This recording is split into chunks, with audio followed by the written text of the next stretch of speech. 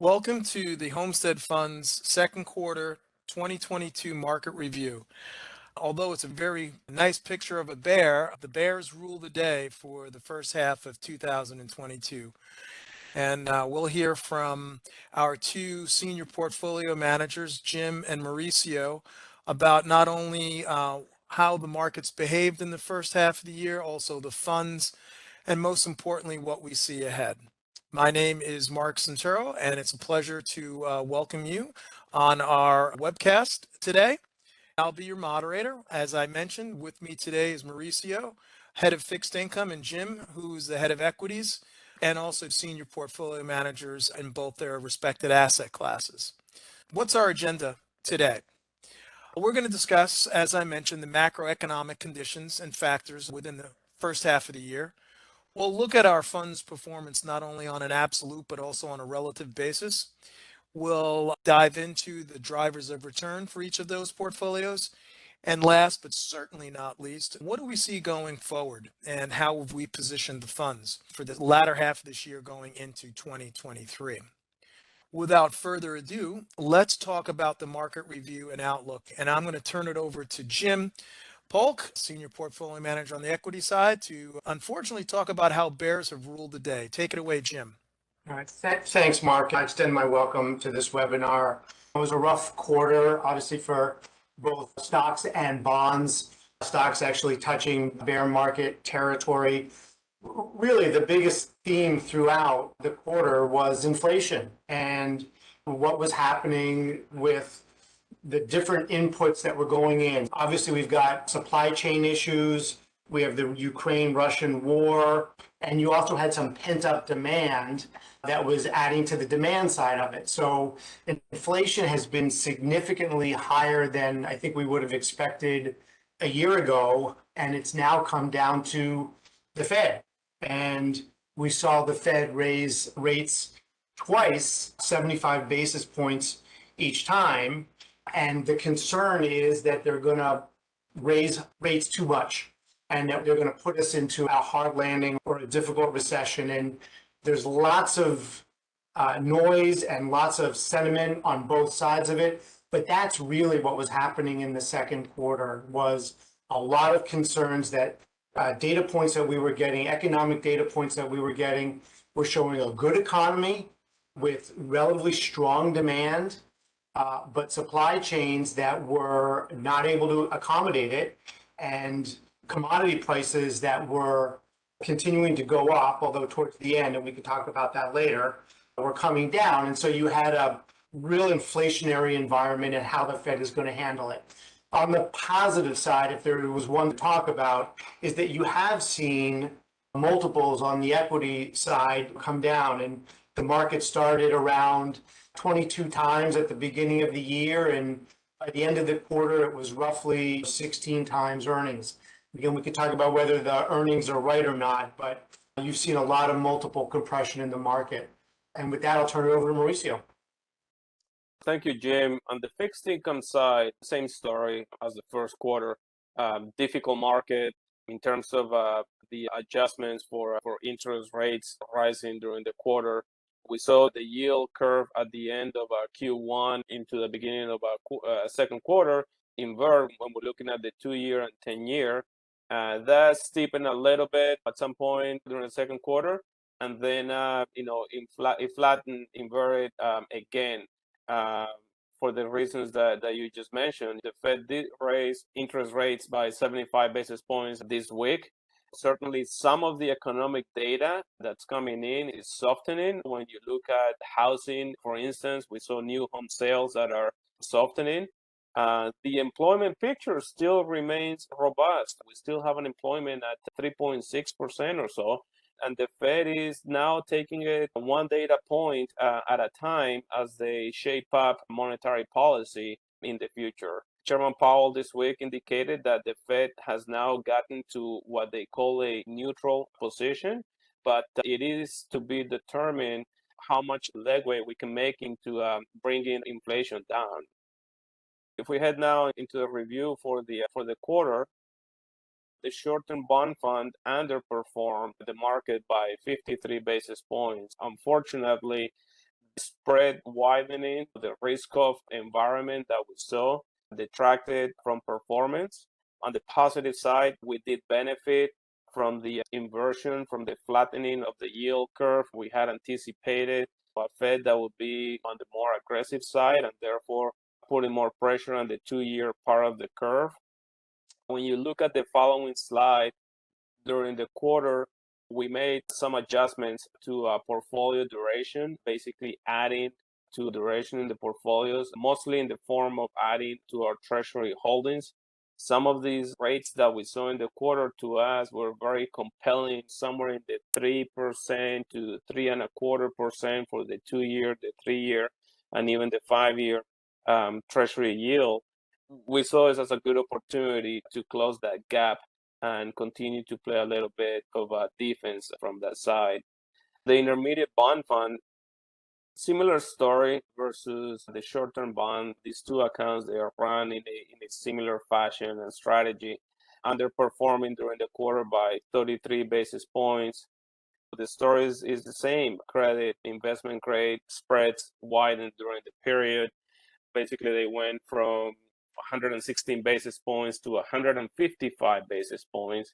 We still think that corporates are in a good spot. In 2021, corporations were able to issue debt and extend out the maturity profile at really attractive levels. But we've been calling for this level of volatility in the markets, and this is exactly what we are experiencing. We also added duration to this portfolio, just closing that gap versus the benchmark. We still remain slightly underweight duration for the time being. For the Rural America Growth and Income Fund, the fixed income sleeve performing in line with the benchmark. The shorter underweight in duration helped. That being said, the allocation to credit detracted from performance and the fixed income side. Jim, I will turn it over to you for more insights on the equity sleeve. Thanks, Mauricio. As a reminder, this fund invests in companies with exposure to rural America and really addresses our larger mission of serving rural communities. There's similar themes that happen throughout all three of the portfolios I'll talk about. I would mention that on the Rural America Fund, because of its mandate, there are little nuances to it. But the equity sleeve outperformed the benchmark in the quarter. And if you imagine a market that's down as much as it was, in general, it would be really the more defensive sectors that would outperform staples, utilities, and healthcare. And we tend to be underweight those sectors. So that worked a little bit against us. On the positive side, some stock selection, particularly some names out of the consumer discretionary sector, which was actually the worst performing sector, as you can imagine, in kind of a rough tape and kind of concerns about the economy. But names like Ollie's and Dollar General had a major impact. If you go to the next slide, to the value fund, the fund was down for the quarter a little over 11%, and that's against a benchmark that was down a little over 12%. So outperforming there. Again, the same themes. It's going to be those defensive names, also underweight utilities, staples, and energy. Energy is kind of an interesting one because it has some different dynamics than just the defensive characteristics.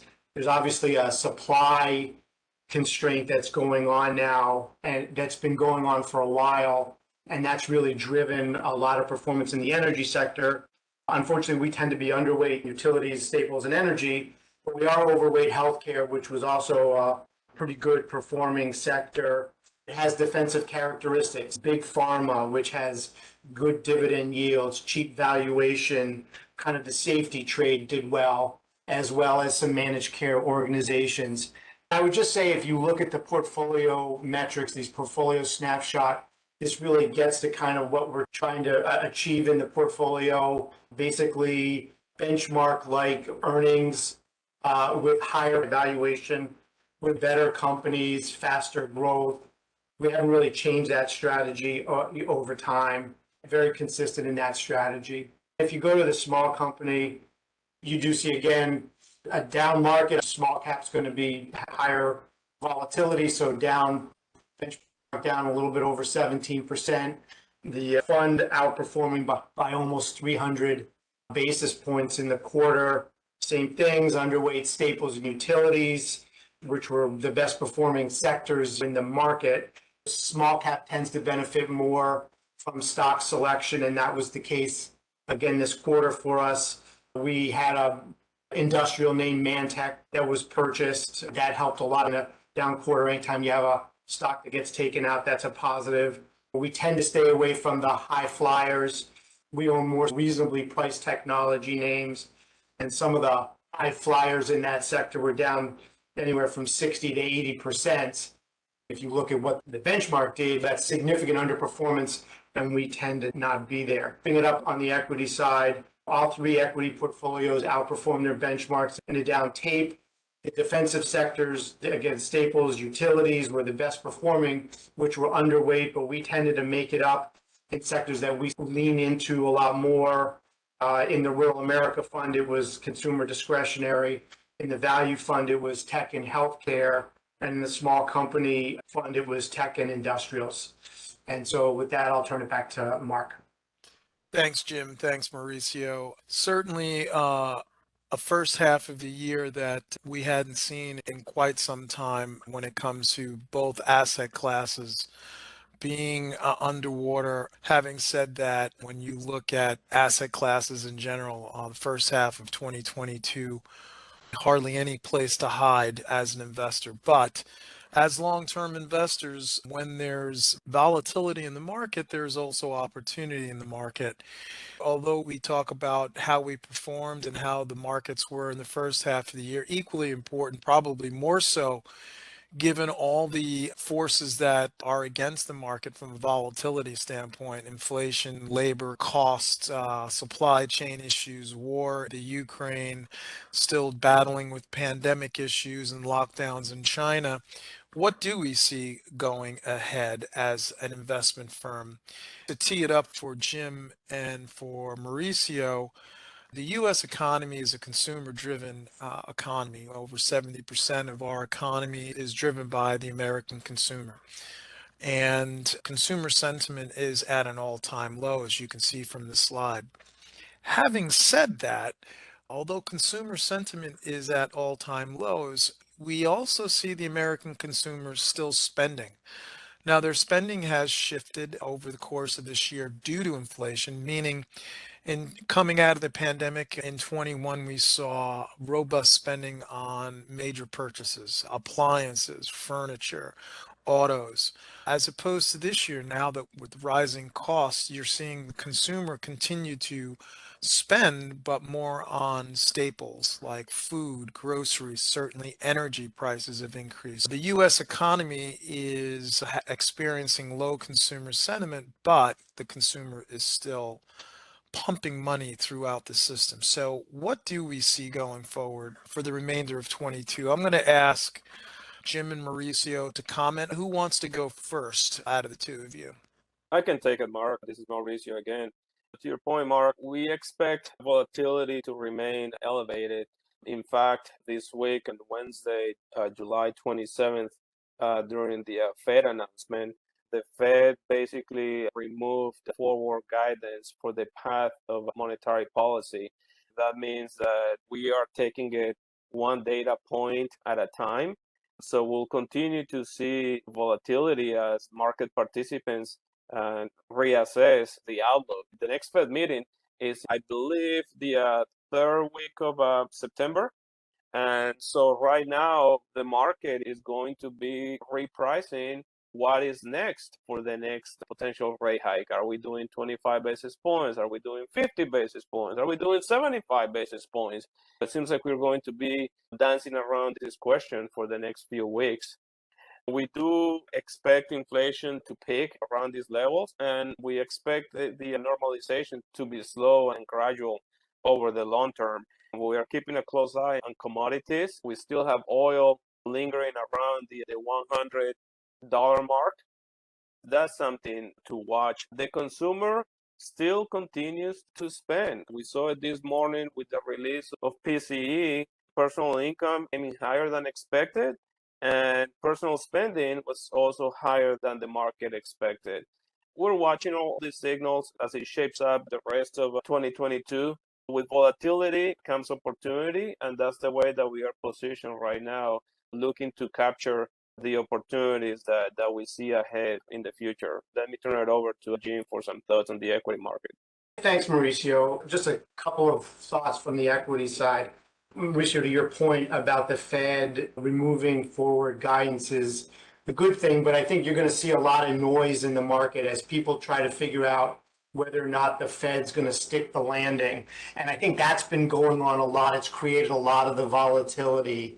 And I think for the next few weeks, at least, and into September, you are going to get a lot of noise in the market. And we think that can create some opportunities because we think that the economy remains in relatively good shape. The market actually digested the 75 basis point increase that the Fed did the other day very, very well, I would say. Unemployment does remain low, and you're seeing commodity prices falling, which should augur well for inflation in the future and should potentially make the job for the Fed a little bit easier. The negatives, of course, are supply chains remain tight, and unless there's some resolution to the Ukrainian-Russian war or China ends their lockdown, or of course on the demand side, we go into some deep recession, which seems hopefully unlikely, but that nonetheless remains inflationary. I think you've still got an inverted yield curve, so that's a concern, I think, that's out there. And as I said, I think people are going to worry about for a while now about whether or not the Fed is going to be able to engineer a soft landing.